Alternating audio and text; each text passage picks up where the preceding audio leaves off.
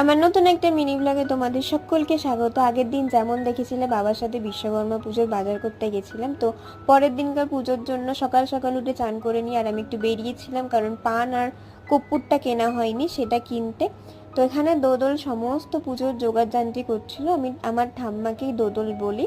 তো হয়ে যাবার পর আমি আমাদের ঘরে, মানে ঠাকুর ঘরে আর যা ঠাকুর রয়েছে তাদের সবাইকে ভোগ চড়িয়ে পুজোটা করে নিই। অনেকদিন পর পুজো দিলাম, কারণ বাড়িতে থাকাও হয় না এখন ওরকম ভাবে, আর পুজোও দেওয়া হয় না।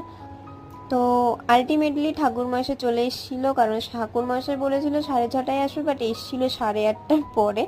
তো এখানে আমাদের বাবা বিশ্বকর্মা, তার খুব ভালোভাবে পুজো হয়, এখানে আরতি হচ্ছিল। আমি ছোট ছোট ভাবে ক্লিপ নিয়েছি, কারণ পুজোর মধ্যে বসে তো ভাবে পুজোটা ক্লিপ নেওয়া যায় না।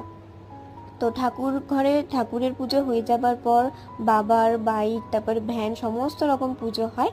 তো বাকি